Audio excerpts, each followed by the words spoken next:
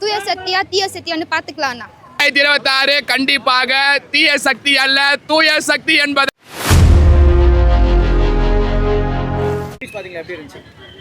செம்மையா இருந்துச்சு. அண்ணா அழுதுட்டாரு, அதான் கஷ்டமா இருக்கு. அவர் அழுதுட்டு பார்த்து எனக்கும் கண்ணீர் தாங்க முடியல சார், நான் அழுதுட்டேன்.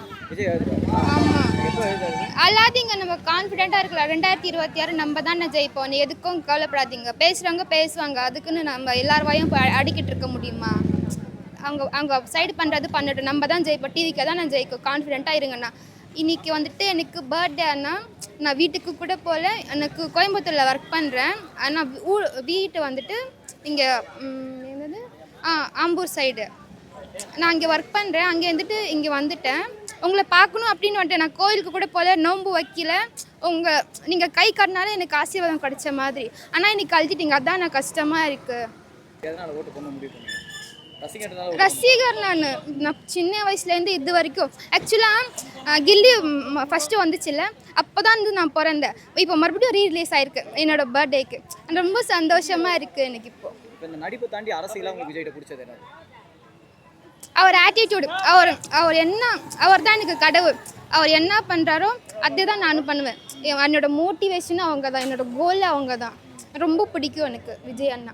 இவ்வளோ பிடிக்கிறதுல விஜய் நிறைய பேர் விமர்சிக்கிறாங்கல்ல, விஜய்க்கு ஒன்றுமே தெரியல, அவர் ஏன் அரசியலுக்கு வந்தார்ல சொல்கிறாங்கல்ல, அது பார்க்கும்போது உங்களுக்கு எப்படி இருக்குது? கஷ்டமாக இருக்குது. 2026 நம்ம தான் ஜெயிப்போம், பார்த்துக்கலாம். தூய சக்தியா தீய சக்தியான்னு பார்த்துக்கலாம்ண்ணா. வாழ்க வாழ்க.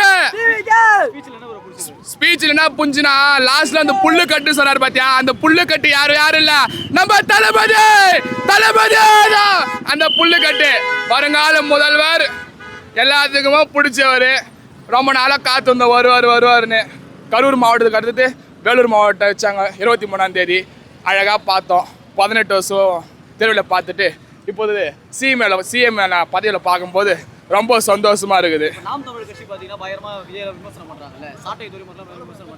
அவர் 234 வேட்பாளர்கள் கூட அறிவிச்சாரு. ஆனா நம்ம தளபதி ஒரு வீட்டிலையும் வேட்பாளர் இருக்கும்போது வேட்பாளர் அறிவிக்க தேவையில்ல. தளபதி வாழ்க, தளபதி வாழ்க. 2026 கண்டிப்பாக தீய சக்தி அல்ல, தூய சக்தி என்பதை இந்த நிர்வாகி கூட்டத்தில் நிரூபித்து காண்பித்தார்கள்.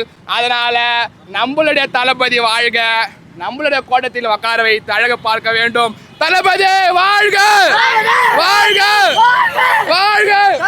ரசிகன் விஜய் சாரை பார்க்கலான்னு சொல்லிட்டு வந்தேன். வந்த இடத்துல நல்லபடியாக பார்த்தேன், இது பண்ணோம்.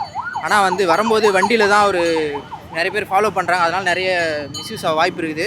நிறைய பேர் வந்து வண்டியில் வந்துட்டு ஃபாலோ பண்ணாதீங்க. அவருக்கு தான் இது வந்து கெட்ட பேராக போய் முடியும். நம்மளால முடிஞ்ச வரையும் அவருக்கு வந்து நல்லது பண்ணி அவர் வந்து அடுத்த சிஎம் சீட்டில் உட்கார வைக்க தான் பார்க்கணும். நம்மளால் வந்து அவர் போய் கெட்ட பேர் வரக்கூடாது. வந்ததில் ரொம்ப ரொம்ப சந்தோஷமாக இருக்கேன். சென்னையிலேருந்து வந்தேன் நான் இவர் பார்க்கறதுக்காக இன்றைக்கி ஒரு நாள். ஸ்பீச் கேட்டேன்.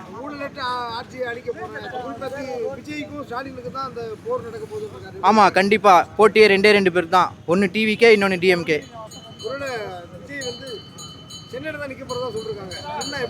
எங்கே நின்னாலும் வெற்றி நிச்சயம். கொளத்தூர் தொகுதியாகவே இருந்தாலும் அந்த இடத்துல நிற்கிறதே எங்கள் தளபதியாக இருந்தால் வெற்றி நிச்சயம். ஆமாம், யாருமே இல்லாத இடத்துல போயிட்டு நம்ம யாருன்னு காட்டுறதை விட எல்லாரும் இருக்கிற இடத்துலேருந்து நம்ம பெரிய ஆளுன்னு காட்டுறது தான், அதுதானே பலமே. அதுதான் இப்போ வர ஆட்சியில் நடக்க போகுது, பார்ப்பீங்க நீங்களே. இது மட்டும் இல்லை, இதுக்கப்புறமும் இன்னும் கொடுப்பாங்க. இதுதான் ஸ்டார்டிங்கு. இதுக்கப்புறமும் இன்னும் கொடுப்பாங்க.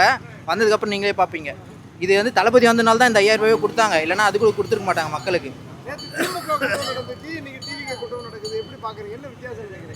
ரெண்டுத்துக்கு என்ன வித்தியாசம்? அதுக்கு வந்து காசு வாங்கிட்டு எல்லாம் வருவாங்க, இது பண்ணுவாங்க. இது வந்து நம்ம பார்த்தீங்கல்ல, இவங்களெல்லாம் காசு வாங்கி அந்த கூட்டம் இல்லை, தன்னால் நம்மள ரத்தத்திலே ஊறி வராங்க, தானா சேர்ந்த கூட்டம். கண்டிப்பாக வெற்றி பெறுவார். டிவிக்கு 2026 சிஎம் தலைவர் தான்.